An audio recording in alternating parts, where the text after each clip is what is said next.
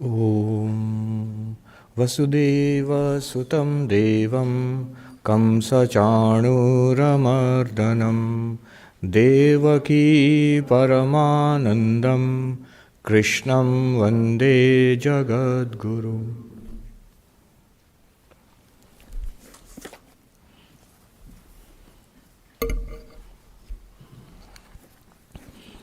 We are on the second chapter, the topic of karma yoga, how to spiritualize and why should we spiritualize our daily actions. That is starting. Before I start, I want to share something funny I saw today. You know these quotes they put on these electronic signboards on the roads. So today I was walking down on Amsterdam and on Broadway actually, and I saw a sign which said, you need to know the context. People keep asking me, which is better, California or New York? Because I was in California for 1 year before I came here. So people, both in Hollywood and here, they keep asking me, which one do you like more? Which is better? Which is better? So I saw this quote today. It says, I believe that living in California adds 10 years to a man's life, and I would spend those 10 years in New York.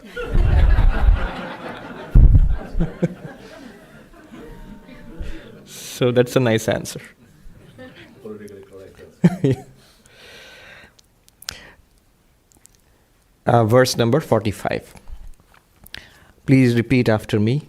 Trai-guṇya-viṣhayā vedā, trai-guṇya-viṣhayā vedā, nistrai-guṇyo bhavārjuna, nistrai-guṇyo bhavārjuna, nirdvandvo nitya-sattva-stho, nirdvandvo nitya-sattva-stho, niryoga-kṣhema ātmavān, niryoga-kṣhema ātmavān. The Vedas deal with subjects which are within the three gunas of Prakriti. So, O Arjuna, you try to go beyond the three gunas.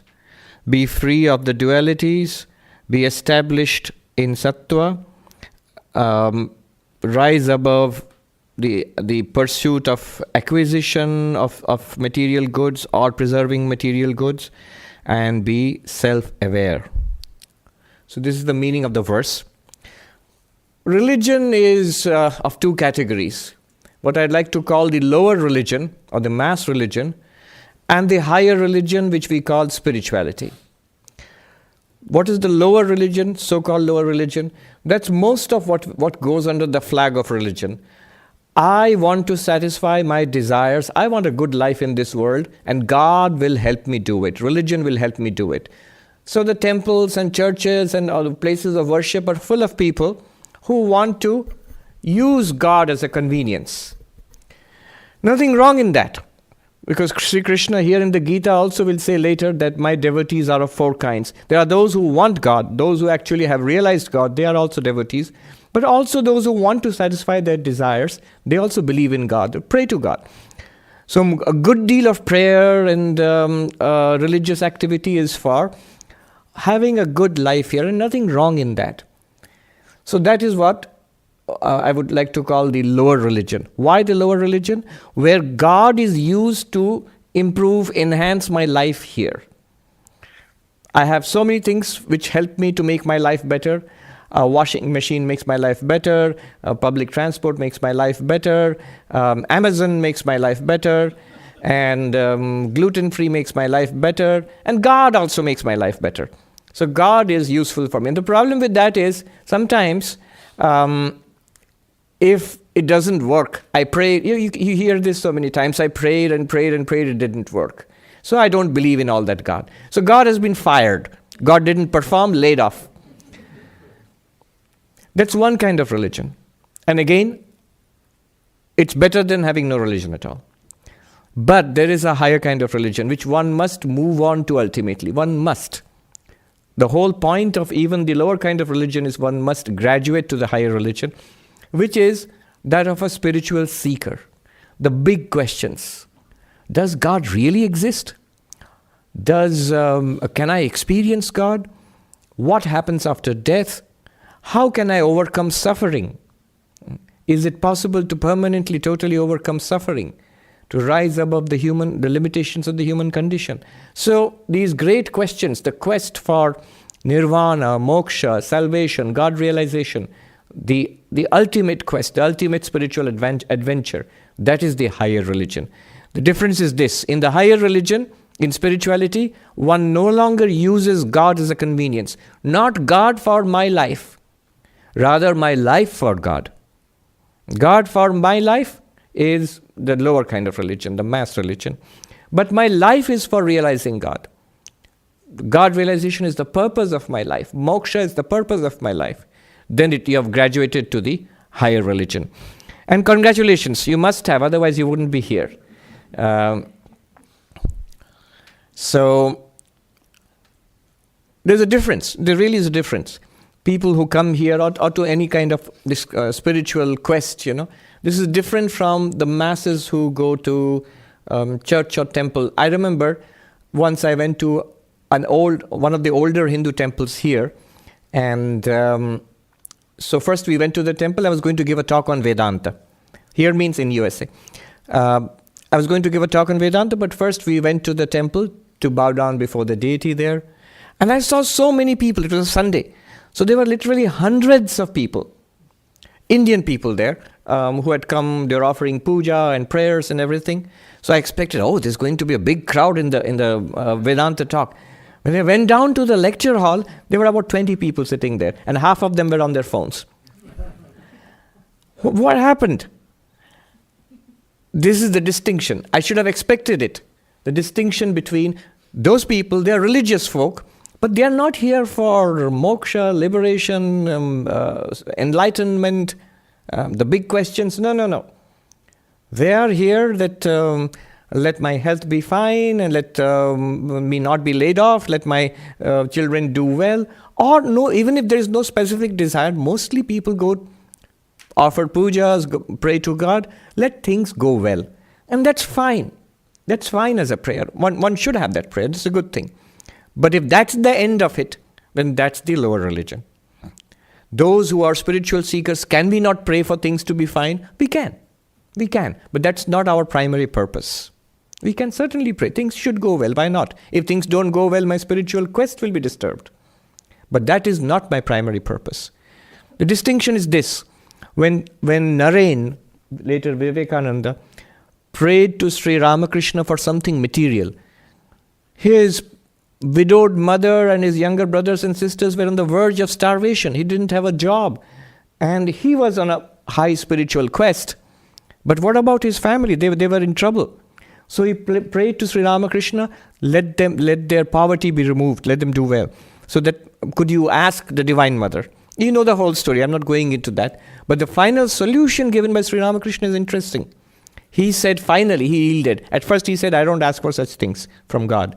But finally he said, all right, they, that means your mother and your brothers and sisters, will not lack plain food and clothing. That much. So it will not disturb your spiritual life. But he didn't say they're going to become millionaires or something like that.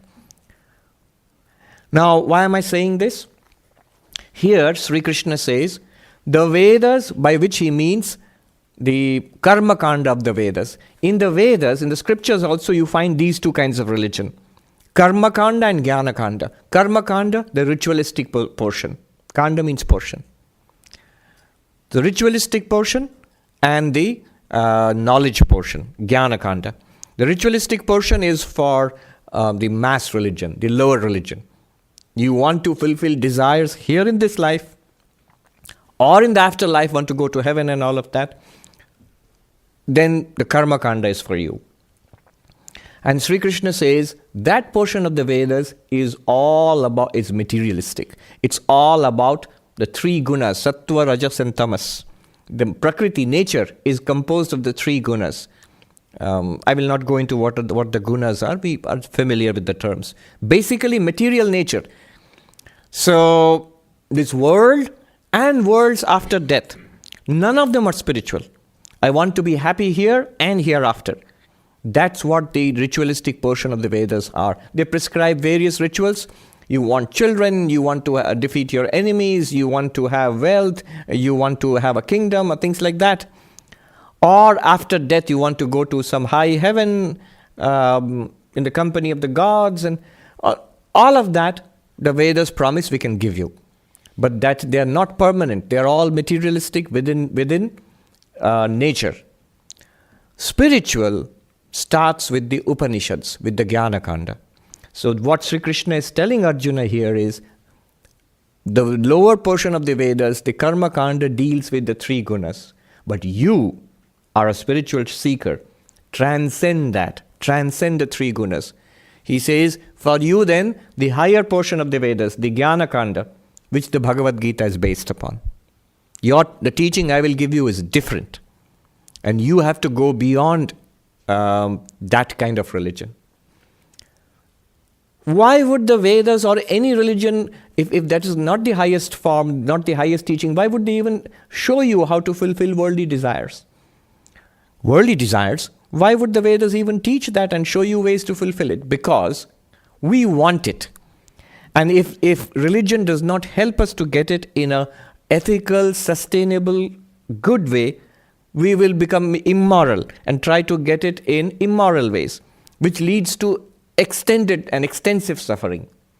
So to help us to gradually grow in religion, what it does, the Vedas do, is that they prescribe Vedic rituals and a moral way of life. So if you want to fulfill your desires, you will get money, you will get success, you will get wealth, you will have children, you will go to heaven. All of that is possible.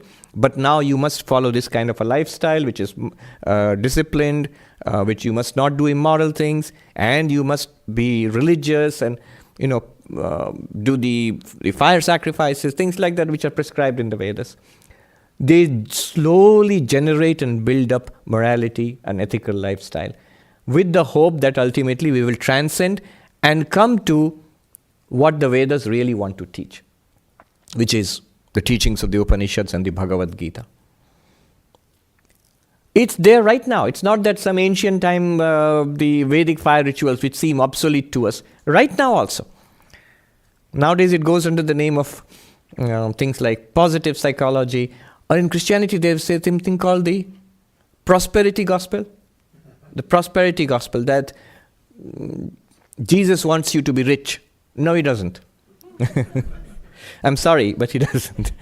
That's one of the biggest curses that a religious teacher would want you to. It's not bad to be rich, but that's not the point.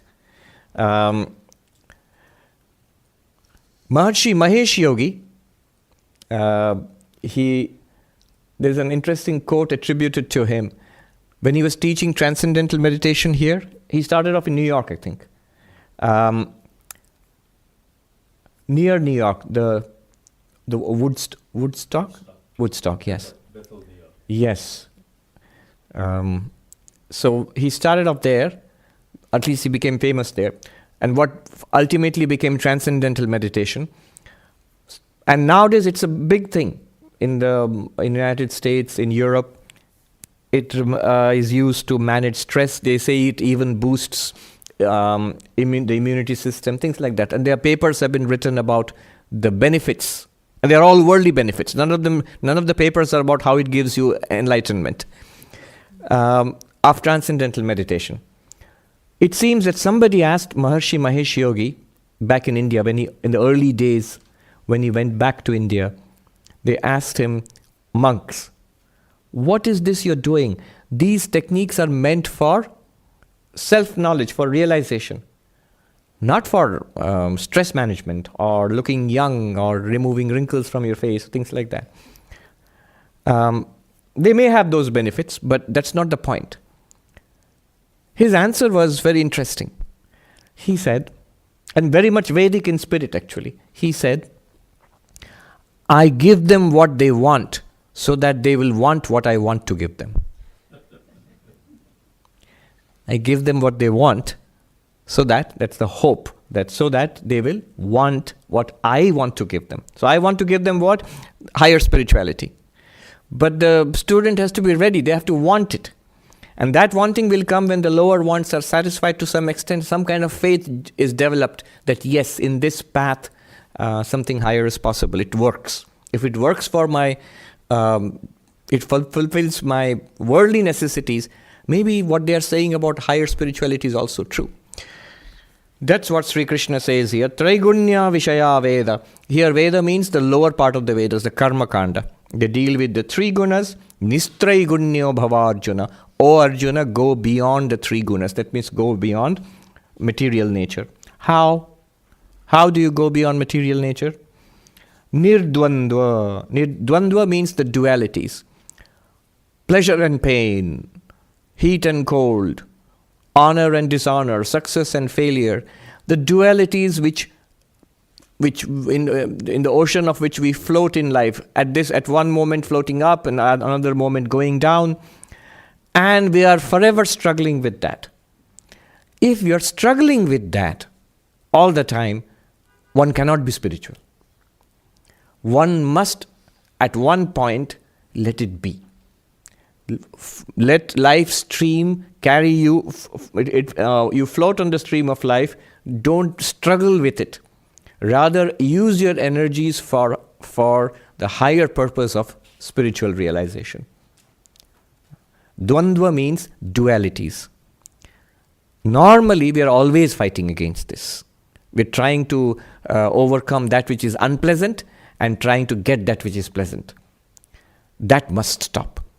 That is the sign of the lower life. The higher spiritual life starts when we transcend, when we are able to ignore, put up with the vagaries of life. What is the phrase? A curved ball. Life throws at you a curved ball. So, put up with it. In Vedanta it is called titiksha, a spiritual fortitude, a little toughness. This word nirdvandvo, rising above the dualities of life, pleasure and pain, misery, honor and dishonor, sometimes success, sometimes failure, not being overwhelmed by failure, not being swept away by success, serene and calm and balanced in both, not being desperate in misery and in pain, not feeling too secure and top of the world. Things are all right, fine, only because right now things are going fine for me. So that calmness, that serenity, that is called nirdvandvo. In fact, in the 15th chapter, in the 7th chapter actually, I've got two verses, 27th verse and 28th verse, 7th chapter. It says, Ichcha dvesha samuthena dvandva mohena bharata sarva bhutani sammoham sarge yanti parantapa. So as we are created, and created means as we get these bodies, the universe is created, we have these bodies, and our past karma starts giving results. Immediately we get caught up in the dualities. And the things which are pleasant, we want them. Things which are unpleasant, which we want to get away from them. What happens is, as bodies are created, the jivatman, the individual being, when I find myself embodied, things which are pleasant for this body, I want them. Things which are unpleasant for this body, I want to get rid of that. This is the dvandva, the root of the dvandva. And it starts at the moment of embodiment. And then how do you get out of it? The 28th verse says, Yesham tvantagatam papam jananam punya karmanam te dvandva moha nirmukta bhajante mam tridhabrata. By devotion to God, nishkama bhakti, devotion without any desire, worldly desire. What happens is, with the purified mind, impurities in the mind are wiped out. The purified mind, dvandva moha nirmukta, one rises above the delusion caused by the dvandva, the dualities. That is freedom. That is moksha. So the word dvandva the duality is used to define what is bondage and what is freedom. Here you see. Again in the 15th chapter, There's a very beautiful verse. 5th verse, 15th chapter, 5th verse, where the same concept of dvandva comes. It's like this. Nirmana moha jita sanga dosha adhyatmavit nitya vinivretta kama dvandeir vimukta sukha dukkha sangair gacchantya mudha padamabhyayam tat. Enlightenment, freedom, moksha. How is it, what's it like? So it says, Nirmana moha, liberated from egotism and delusion. Jita sanga dosha, transcending all attachments. Adhyatmanitva, ever established in the pure consciousness within. I am pure consciousness. Vinivritta kama, forever desires have fled from this one forever. Dvandveir vimukta, free from the dualities. The dualities keep coming. This one is not affected by it. Sukha dukkha sangir. So the pleasure and pain, the duality set up by pleasure and pain, this one has transcended. This amudha, the non-deluded one. Mudha means a foolish one, ignorant one. Amudha means who has overcome ignorance. This one, gachanti padamabhyayam tat, goes to that state of, that undecaying state, that changeless state, that eternal state, attains to that eternal state, which is our reality, a Brahman. So the word dvandva, nitya-sattva-stho, different meanings can be given. These are the ways to attain, to go beyond the three gunas. So one is to go beyond the dvandvas, be serene and strong when the waves ups and downs come in life. Don't be swept away. Second, nitya-sattva-stho, one meaning given by a commentator here is dhairyam avalambya, be patient. There is no quality like patience. Sri Ramakrishna says, patience, patience, patience, or forbearance, forbearance, forbearance. In Bengali he said, sha, sha, sha. It's a play on words. The three letters, they sound the same in Bengali. The Sanskrit, sa, sha, sha. They sound sha, sha, sha in Bengali. And one meaning of sha is to forbear. In Hindi, sahan karna, sahana. So to forbear. And then he says in Bengali, Je shoy she roy, je na shoy tar na shoy. It's a play, it's a pun. He was very good at pun. But what is punny in Bengali? I'm sorry. What is it doesn't work so well in English, so I just have to explain it. The one who forbears, that one survives, that one stays. The one who does not forbear is destroyed or is finished. So I said it doesn't really work in English, the pun. So forbearance. Why is it sattva-stho? See, one of the qualities of sattva guna, the quality of lightness, serenity, is patience. The tamasic person doesn't even make an effort. The rajasic person is restless. Makes effort but gives up too fast. Moves on too fast. It is the sattvic person who can hold on, who can persist. Niryoga-kṣhema, ātmavān. Each word is so important, but luckily they'll all be explained so on over the next 18 chapters. Niryoga-kṣhema means here yoga-kṣhema, free of yoga and kṣhema. What does yoga mean? What does kṣhema mean? Yoga does not mean the stretching in yoga pants. That's different. It does not mean meditation. It does not mean bhakti or karma yoga. No, none of them. Here yoga means apraptasya prapti. The yoga literally means joining. The original root meaning of yoga is used here. The root meaning of yoga is twofold. One of the root meanings of yoga is meditation. Yud samadho in Sanskrit grammar. Another meaning of yoga is yujir yoga, to join, to connect two things. So when we want something, we want that thing should be joined to me. Let me be joined with the latest iPhone, things like that. So that is yoga. That means things which I do not have, that should come to me. And kṣhema means to protect, to preserve that which I already have. So let my earlier iPhone be preserved and then let the new iPhone come unto me. This is yoga-kṣhema. This is basically what people are all about. Samsara is basically about this. That which I have, money and relations and youth and health and whatever is nice, let it all stay. Let me not lose it. And whatever else I do not have yet, that new gadget, that new house or car or relationship or knowledge or degree or an award, whatever is my heart's desire, let it come to me. This is the nature of desire, yoga-kṣhema. And he's telling you here, to be a karma yogi, you must rise above that. You must rise above that. Your life should not be all about yoga and kṣhema. Let that come unto me and let this stay with me. Life should not be about that. That's not the point of life. A question comes up here immediately.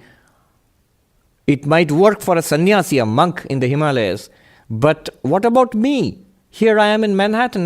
Life is a struggle every day. I'm working hard from morning to evening, day after day, month after month. Who's going to pay the bills? If I give up yoga-kṣhema, then how is life going to go on? Don't worry, it doesn't tell you that to give up your job, or it says that the purpose of life should not be that. Maintain yourself. Do what has to be done. But do it we'll see how to do that. But not for the purpose of yoga-kṣhema. And don't worry. Sri Krishna will say later on in the Gita, yoga-kṣhema vahamyaham. For the person who pursues spiritual life, I will take care of that person's yoga-kṣhema. What that person needs, not greed, need. What that person needs, I will supply. And whatever is needed to be protected, what the person needs to hold on to or maintain, I will maintain it for that person. In the Bible, clearly it is said, Jesus Christ says, think not, when he talks about renunciation, think not, what shall we wear, what shall we eat? And then the beautiful portion where he says, the flowers of the field, do they think what shall we wear? That who is clothed more? Even King Solomon in all his glory was not clothed in such finery as the simple flowers of the field.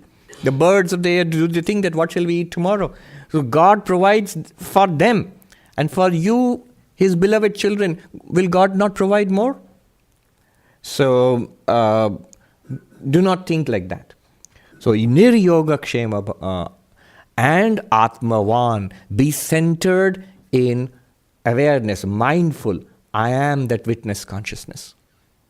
I am Atman. Or if that does not appeal to you, then God exists. My chosen deity is in my heart. Let my mind be at the lotus feet of my chosen deity. Let my mind be on the mantra. Or in the path of knowledge, I am the witness consciousness, the Atman, which was taught in the first part of the second chapter. ātmavān. The commentator says, apramattaha. Pramada means error. There's a saying, pramada vai mrityu. Error or inattentiveness. Carelessness. Carelessness is pramada. Carelessness, error, inattentiveness is death in spiritual life. Be mindful in spiritual life. It's a big thing now, mindfulness. So here you have trai-guṇya-viṣhayā Veda, the lower portions of Veda. The ordinary religion is about material nature, material happiness in this world and the next. Nistrai-guṇya bhavārjuna. Oh Arjuna, time for you to rise above that. Then nirdvandvo. The dualities, waves, ups and downs of life will keep coming. Learn to ride those waves. Don't get swept away or dragged under them. Nitya-sattva-stho. Your resource here is patience. A new word used in positive psychology, very beautiful word, is resilience. Somebody said, I want to see how the ball bounces, not how high it bounces, but how it bounces when it hits rock bottom. So this ability to be patient, to hold on to spiritual life. in the midst of troubles, in the midst of difficult circumstances. Niryoga-kṣhema and ātmavān. Niryoga-kṣhema, there's a beautiful story about it. I thought I would spend 10 minutes on this verse. I've spent 30.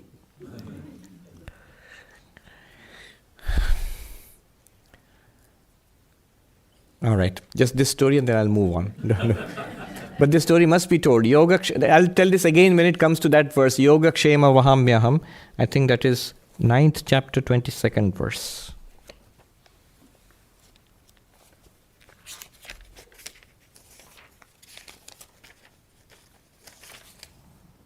Yes. Yoga-kṣhema vahamyaham is 9th chapter, 22nd verse. There, Sri Krishna says that one who is devoted to God, one who is the spiritual seeker, I take care of that person's yoga and kshema. What that person needs, I supply, and what needs to be protected and maintained in that person's life, I'll do it.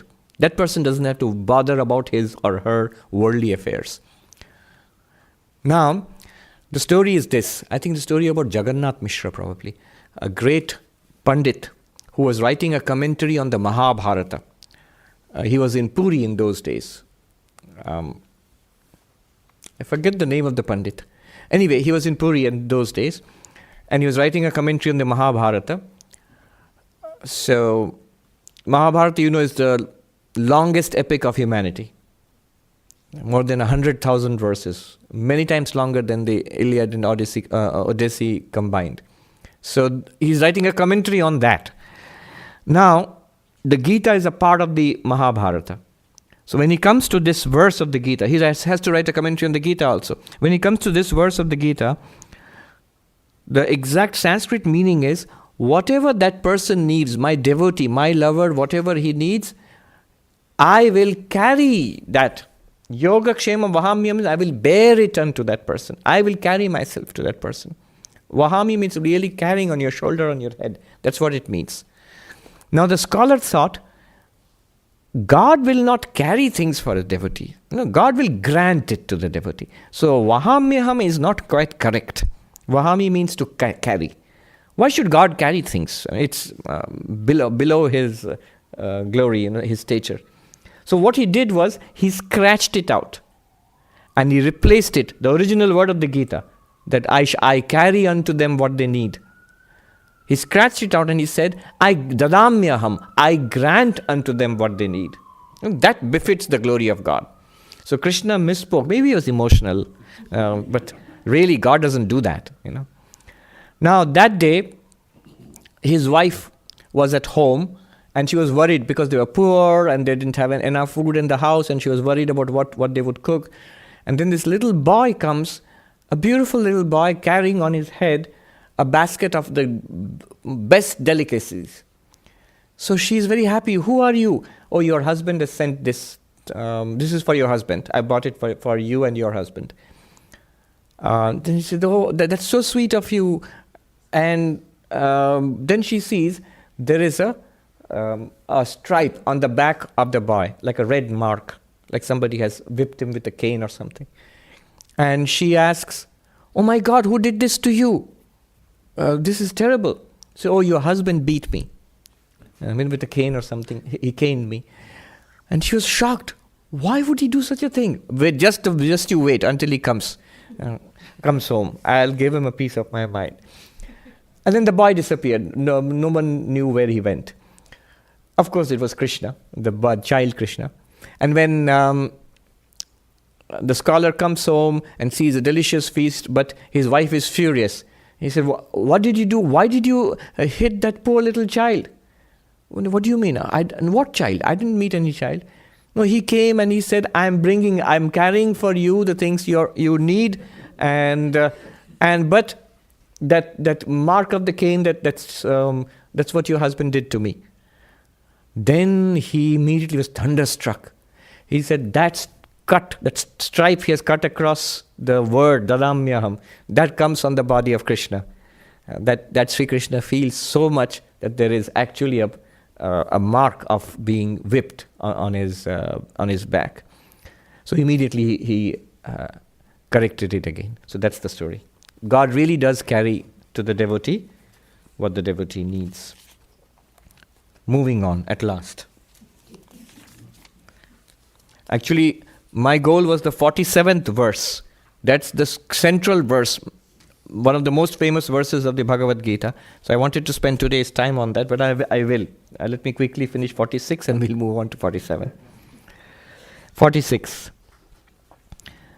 Yāvān artha udapāne, yāvān artha udapāne, sarvataḥ samplutodake, sarvataḥ samplutodake, tāvān sarveshu vedeshu, tāvān sarveshu vedeshu, brāhmanasya vijanata, brāhmanasya vijanata. So, to that Brahmin, by here Brahmin, it means not the Brahmin of the caste, but the enlightened one, the knower of Brahman. To that knower of Brahman, Vijanata, the one who knows, one who is the knower, the enlightened one. To that enlightened one, the Vedas, which deal with the three gunas, the lower portion of Vedas, are of as much use as is a little pond or a well when the flood waters are at high tide. When there is water everywhere, why would you go to a small source of water? The tap for water to drink, maybe the well for water to take your bath, maybe the pond. Imagine a village scene in India. Maybe the pond to wash your clothes. Why would you go to these little sources of water when everywhere there is water? The imagery is this. I remember in Chicago, there's a huge lake. It's Lake Michigan. It's enormous. And it goes on for miles and miles both ways.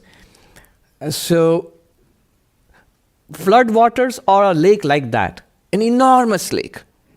When you have something like that, that can supply all your wants. And there is much more left over after that. You can drink water there, you can go for a swim there, you can bathe there, you can use it for irrigating your fields, and so forth. Whatever you want is supplied by that vast expanse of water. You don't have to go to specific little sources of water, which may run dry at any time. You don't have to make the effort. It's effortlessly available. What does this mean? It means all these 1,001 things we try to do in life to get satisfaction and happiness, all of them are unnecessary, are far exceeded when you become enlightened, when you get God. The God realization, all of our needs are met and fulfilled forever by that one thing. It's not that, you need to earn money to pay for your rent, you need to go to college to get a degree, you need to get married and for children, you need to go take them to school for their education, you need to go jog in the park for your health. So many different activities to get different kinds of satisfaction. And all of those things are meant for what? All of them are meant for fulfillment. Whether it is relationships or money or education, all of them, the happiness they give, it is fulfilling. It satisfies this deep lack of contentment in my heart. It gives me some kind of, I feel I'll be happy if I get those things. But I never do. None of them. All of them put together till today. The richest man, the one who got a Nobel Prize, the one who's been married many times and has got the largest number of children, the one who has performed the greatest number of religious rituals, all of them put together, none of them can claim, I'm fully happy and satisfied. Nobody. None of them. And yet, there is something by attainment of which all our desires are satisfied forever, fulfilled forever. There's nothing more to be gained. The Gita will say later, attaining which nothing higher remains to be attained, being established in which the greatest of sorrows cannot shake you. The greatest of sorrows cannot shake you. Being the house built on a rock. It cannot be shaken. When the winds blow and so on and so forth, it will not be shaken. So getting which nothing higher remains to be achieved, and established in which the greatest of sorrows cannot shake us. You might ask, just a minute, God realization, does it mean it's like all my Christmas wish lists will be fulfilled? Whatever I wanted in life, the 1, 2, 3, 4, 5, 6, does it mean all my education needs, my financial needs, my relationship needs, all those things will be fulfilled? No. What it means is, the reason why I am doing that, the reason why I am running to those sources, and those small sources of water, the thirst which drives me to those 4 small sources of water, that thirst is quenched forever. I am not seeking satisfaction in those things anymore. Deep satisfaction ensues where you feel complete and forever so. It's an incredible thing. That is called freedom. That is called moksha. That is called God realization, salvation. No fear anymore. No fear of death, no fear of anything. In fact, in the Upanishads, when the Emperor Janaka, the Emperor, attains enlightenment, his Guru says, he doesn't say that you have attained enlightenment. The Guru says, Abhayang vai praptosi Janaka. O Janaka, O Emperor, you have attained fearlessness. You have attained fearlessness. So that is that vast lake. God, self-realization, Brahman, whatever you call it, moksha, nirvana, is the vast lake, reaching which you no longer need the little sources of water anymore, which are provided by the Vedas or by worldly means. That's the meaning. Yes. Now we are ready to move on to the point of all of this. Wonderful. So how do I do it? What is karma yoga? What is the secret? What is to be done? Verse number 47. In fact, it's one of the most famous verses of the Bhagavad Gita, maybe the most famous verse. Sometimes if one verse people remember in the Bhagavad Gita, it's this one. You might remember I mentioned the 16th verse, na sato vidyate bhava, as being important. Yeah, it is important. It is philosophically very important. It's very important for non-dualism. But this verse is universal in its appeal. And that verse is not unique to Gita or Krishna, because you find that teaching in the Upanishads, for example. But this is the unique way in which Krishna has put it in this verse, the teaching of karma yoga. So what is that verse and what does it mean? Karmanyevadhikaraste ma phaleshu kadachana ma karma phalaheturbhu ma karma phalaheturbhu ma te sangostva karmani. A very elegant verse in which he gives the central teaching of karma yoga. You have the right to work. You do not have the right to the results of work. Do not work for getting the results, the fruits of work. And do not give up work either. So 4 things he has said. You have the right to work, to action. Second, you do not have the right to the results. Third, do not do things for getting results, getting something out of them. So fourth, do not give up action for that reason either. Okay. Now I had written down, there's so many things to be said here, so I thought I shouldn't miss. So I had written down and I got the notes. Note here 2 things. Karma and phalam, work and results, action and its fruits. There are 2 things here to notice. To be a karma yogi, you must notice work and results. These are the 2 things mentioned here. The law of karma, which was a sort of standard belief system then, and among all Indian systems of thought, is that there is causality. Causes have consequences. Causality means causes have consequences. And a belief in causality is universal.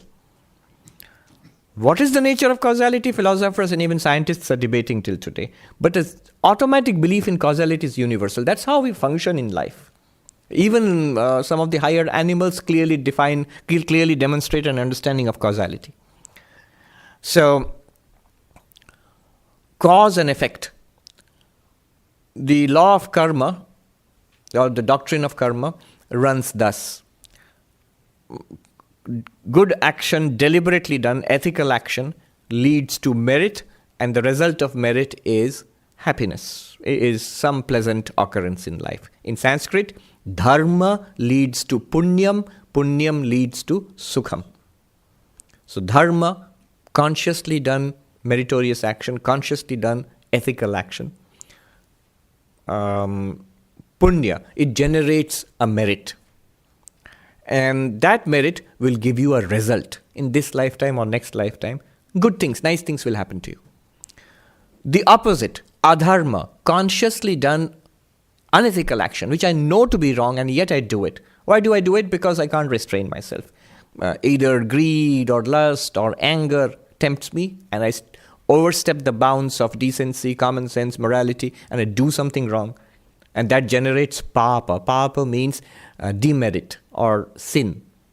And the result of the demerit is dukkham, suffering, in this life or next. So the law can be stated, or the doctrine can be stated in this way. Dharma, punya, sukham. Adharma, papam, dukkham. Now, what we are experiencing in our life, the body I have got, the health I have got, the good and bad things happening to me in my life in terms of material prosperity, success in life, people around me, the way my life is going, my own physical endowments and what is happening in life to me, all of it is the result of my past karma. The playground has been set. How I play, there's some amount of freedom there. But the playground has been set for me. Now, this is basically the law of karma. Notice something here. We have choice regarding karma, action. We do not have choice regarding the result. It's an important principle to think about. What has been done will give results now. We only have to experience, enjoy, or suffer the results of our past actions. Causes have been set in motion by us, but the consequences are unavoidable. As Vivekananda said, good, good, bad, bad, and none escape the law. This is samsara, this is the law of karma. So they're going to come. They are coming all the time. We have no choice there.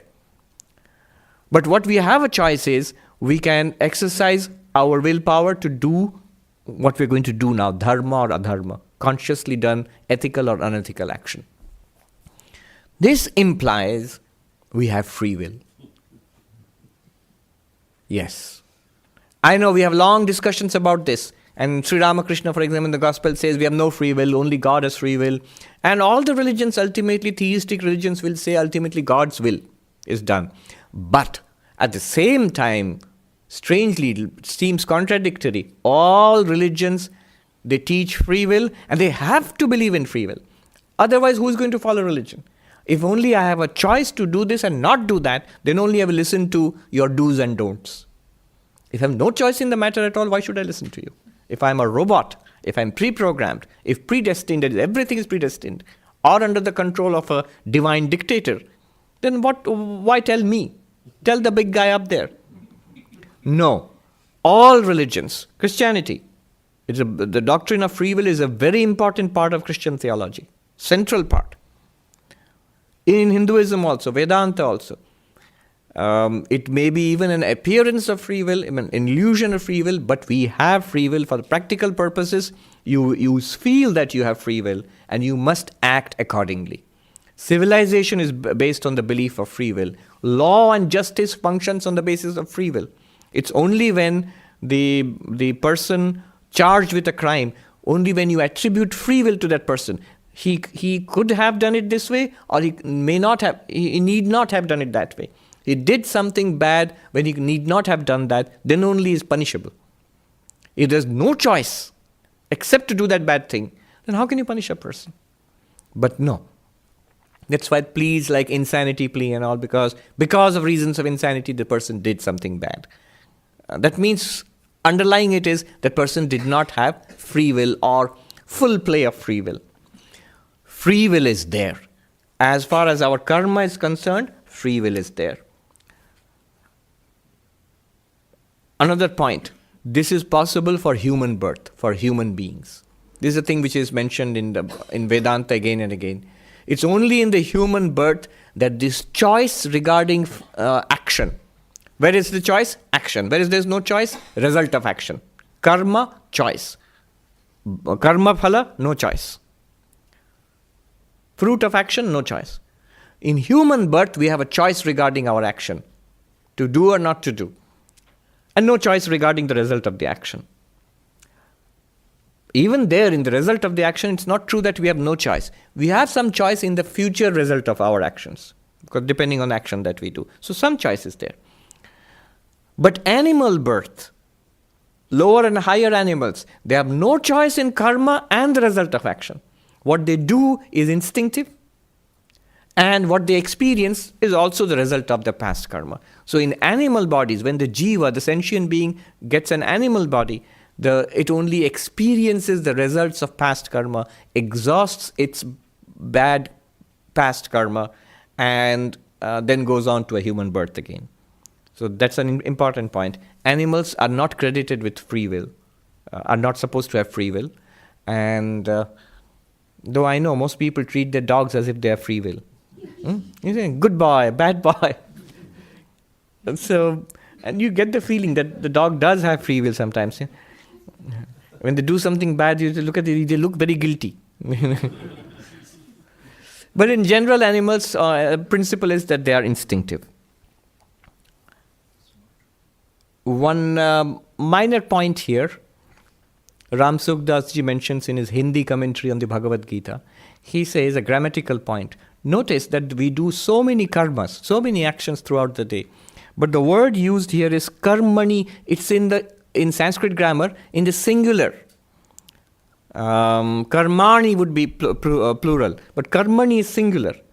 You have freedom in the action.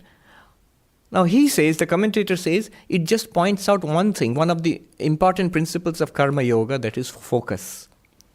Do one thing at a time and do it wholeheartedly. Pour all your heart into it and then move on to the next. Swami Vivekananda said that empty the bucket. When you fill in something, do it and then let it go and then go on to something else. One of the secrets of work is concentration, focus. God does not want you to do too many things, multitasking. No. Take up one thing, do it well, and then move on. That's a minor point. I don't know how justified he is, but he sees a point in the use of the singular case. All right. This verse tells us the secret of karma yoga. What is karma yoga? Karma yoga is this. There are three possibilities here. No action, giving up action, inaction. We do not want that. That is laziness, that is tamas. And there is action with desire, prompted by desire, which is what we see all around. People are doing things because there is something they want. Karma, action prompted by desire, that is born of rajasic. And then there is sattvic, karma without any selfish desire. I'm using the word selfish desire. There might be a desire for God realization. There might be a desire for the welfare of everybody. Altruistic work truly done for the welfare of others, without any personal self-seeking. So that is sattvic. That's sattvic. And karma yoga is the third one, the sattvic one. I'll repeat again. No action is one option. Action prompted by desire is the second option. And action without desire. Very active, but calm and desireless. The mind is not turbulent. Usually turbulence is because of desire, not for anything else.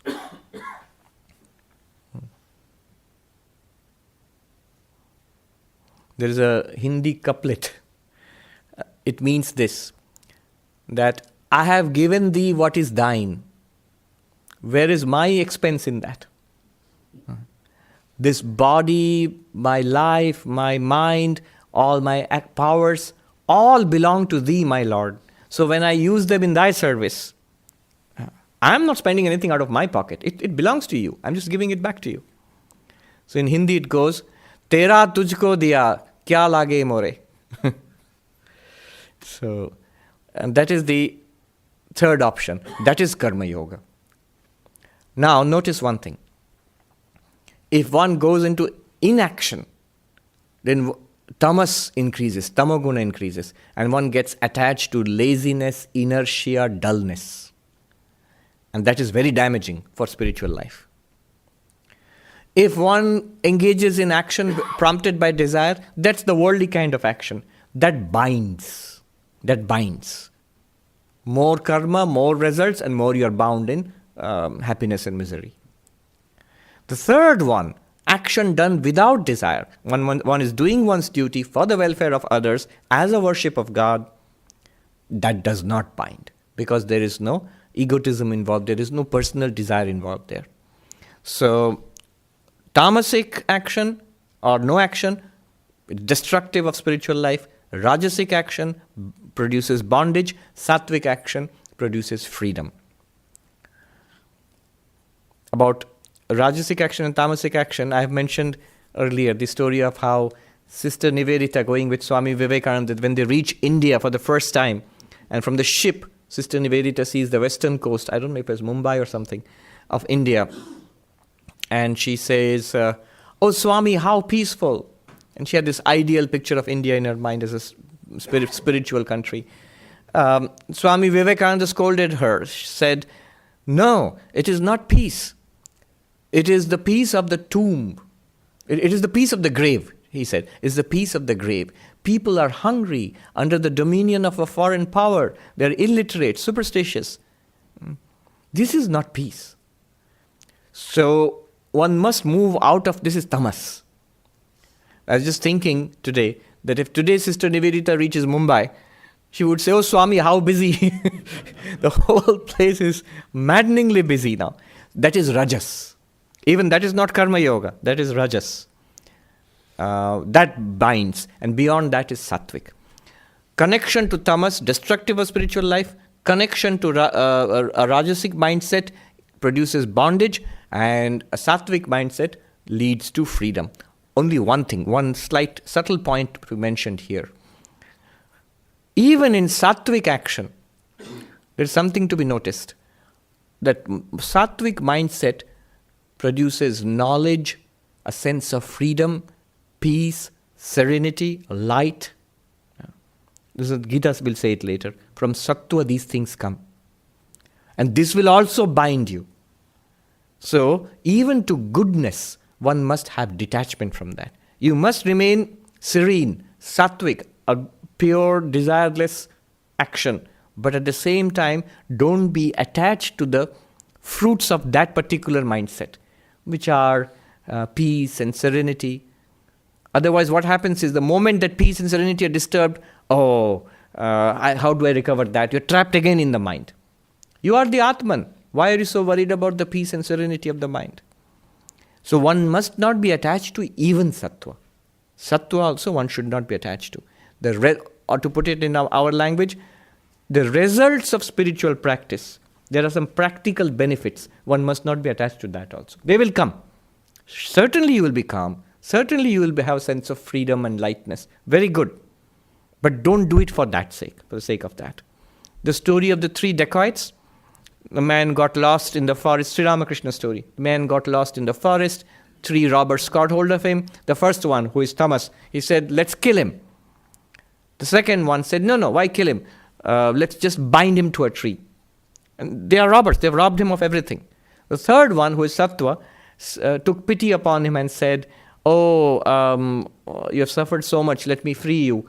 Opens sets him loose from the ropes and guides him, shows him the way. Take that path, you will go back to your hometown. And that man is so grateful. You come with me to my house. You treated me so well. And so the robber says, "No, I cannot go with you there. Because I am a guna." That means I'm also a robber. I can't go into the city. What it means is the three gunas, sattva, rajas and tamas, are also part of material nature, jada prakriti. They are not spiritual, ultimately. But one must proceed from darkness and inertia to activity, through dynamism and activity, to serenity and peace. But beyond that also. These are still in the mind. You must realize the self which transcends the mind. Then, all right, I give up. I can't finish it today. Let me just make a couple of more points. So Swami Vivekananda says, what we want is disinterested action. That means action which in a serene and calm mind, not action born of desire and not inaction either. I remember this monk many years ago, about 20 years ago. I was a novice. This senior Swami was in Delhi. He answered this fundamental question we all have when we come to karma yoga. How can you act without any motive? Without any selfish motive, how can you do something? And the Swami said, remember, I asked him the question. He didn't answer. I walked with him to the temple. After evening prayers, I again walked him back to his room. As he was entering his room, he closed the doors. Just before closing the doors, till that point he had not answered. I thought he had forgotten the question. Just before closing the door, I can never forget that. He looks at me piercingly. He had a huge face. He looks at me piercingly and he says, remember, my boy, disinterested action, not uninterested action. And then he closed the door. The two words in the English dictionary, disinterested and uninterested. Uninterested is I don't care. I'm not gaining anything out of it, so whatever happens, I don't care. It's nothing to do to me. Disinterested means I do not have any selfish motive in it. The word interested party, which means a party which has some motive, something to gain out of it. Axe to grind, that's the phrase. I have no personal axe to grind in this. I do not have a selfish motive involved in this. So he said, disinterested action, my boy, not uninterested action. One more point and I'm done. Human birth is for liberation. In this human birth, we have a choice about doing karma, what karma we can do. So these two things which I mentioned, karma and the result of karma, use them for liberation. How? This choice we have, this free will we seem to have in doing work, use this body, this sensory system, mind, speech, use them for the welfare of others, as a service to God without any selfish motive. Selfish means this body-mind. This body-mind for the glorification of this little individual. I am not this individual. Jnana Yoga has showed it to me. I am an infinite awareness existence place. So why should I work? It's like you get a car, a nice car, and then slowly taking care of the car becomes the point of your life. No, it's not. You have to maintain the car, but it's supposed to work for you. You existed before the car, now you are still there, and one day you'll still be there, the car won't be there. The body-mind is like that. So, it is meant for liberation. Human birth is meant for God realization, salvation, moksha, nirvana, whatever you call it. The highest pursuit, ultimate goal of human life is God realization. How will you do that in karma yoga? These two things. You have choice regarding karma, so do unselfish work, do karma yoga. Use this body-mind system as an offering to God. I don't want anything from it. Let my actions be for the welfare of humanity is a big word, for people around me, and also as a worship of God. And the results of action, karma phala. These are the two things, action and result of action. Action, use it as karma yoga. And the result of action, where we have no choice, when it is coming to us, let our attitude be spiritual. When the results are good and pleasant, let me use that occasion for doing good to others. Let me share the joy and be a blessing unto others. When the results of action are unpleasant, there's illness, people criticize me, loneliness, old age, disease, decay, death is facing me. Unpleasant. It is coming to me. Let me have a spiritual attitude there. I will hold on to God and ride out the waves which are coming in life. I'm not bothered by that. Attitude will be fortitude. I will bear it. Let me see it through. I am holding on to the greatest power in the universe. What harm can come to me? Not, alas, I worshipped God. Why is this happening to me? Life is terrible. No, it happens like that. Will I get cured? Will things be all right for me? No, don't bother about that. Take the heroic attitude. All this is consequence of causes set by me in past lives. If I want to overcome this chain of cause and effect, I must put up with this. Put up with this as a spiritual practice. One great teacher, he said, prarabdha karma, that means my accumulated karma which is giving results in this life. Whatever is happening to me is because of that. Use it as an offering to God. Not just bear with it. That sounds very stoic and painful and boring. Just as you offer a tray of flowers to God, similarly offer this tray of misery or suffering or happiness, whatever is coming as a series of results of my past karma, mentally offer it to God. By my karma phala, I am worshipping thee.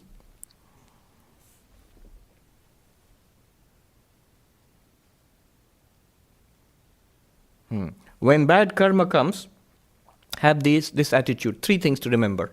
How to deal with suffering. Remember, it is the result of my bad karma. 3 things will help. 1 is, my bad karma is being burnt up by suffering. This suffering, it's good ultimately, because all that I have, something that I must have done in the past, that is being exhausted now.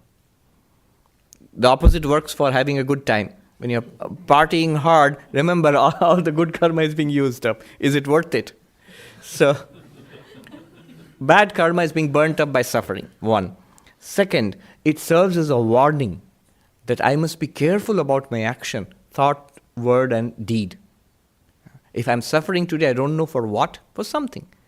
I should be careful now. Let it all, thought, word and deed, be directed towards God realization, be directed towards unselfish action, karma yoga. Third thing to remember is, bad karma, suffering, is an occasion to remember God. It's easy to remember God when one is suffering, one is struggling, one feels helpless and alone and abandoned. Holy Mother says, when you have nobody, remember you have a mother. But when you feel that you have nobody, it's easy to, when we are in trouble, the first thing we do is try to seek human help. You say, I believe in God, I pray to God. The moment there's a trouble, immediately I try to get help from others. That's all right. But the first thing you should run to is God. This has happened. Give me the courage to bear with it. You take care of it. There's nothing wrong in praying to God, solve it. We all want it to be solved. We are scared of trouble. But even if it is not solved, give me the strength to bear with it. Let me overcome this. Kunti, the mother of the Pandavas, her great prayer to Krishna was, I don't pray for happiness. Even for liberation, I don't even know what that is. But, O Krishna, grant me this, that in ages to come, if I am born again and again, let that be so. But let me have suffering. Why? So that I may remember thee. We pray for happiness. She prays for suffering. So that I may remember thee. Suffering is, in one sense, it's a blessing because you remember that. Then the only support is God. All right. I've done about half of what I wanted to say about this verse. We'll pick it up next time. Om Shanti Shanti Shanti Hari Om Tat Sat Shri Ram Krishna Arpanam Astu.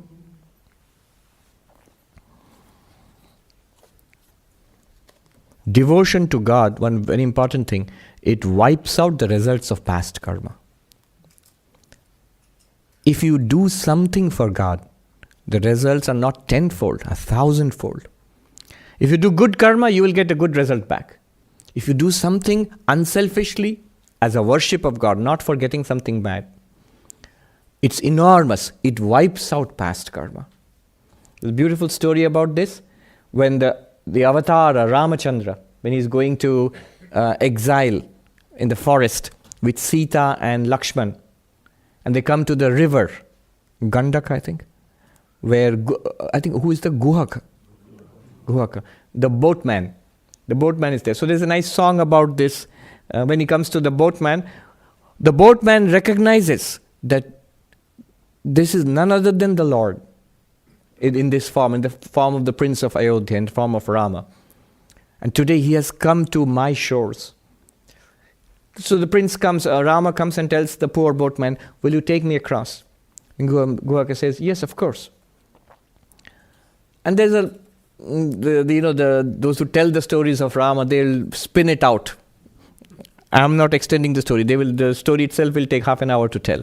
There'll be songs in between and things like that. But it goes like this. They go into the river, he carries Rama into the boat. And Rama says, why? I can walk into the boat. And he says, no. The touch of your feet turned a stone into a woman. The story of Ahalya was, if your touch of your feet turns my boat into a woman, then I'll be lost. That is my only source of... But the way all the stories are like he knows who you are. I know who you are. He washes the feet. So the dust of your feet should not touch the boat. And that's right. And then they go into the river, and then he circles around, does not cross straight away. And Rama is surprised. Why are you taking so much time? Why are you circling around? He said, how many lifetimes you have made me go round and round?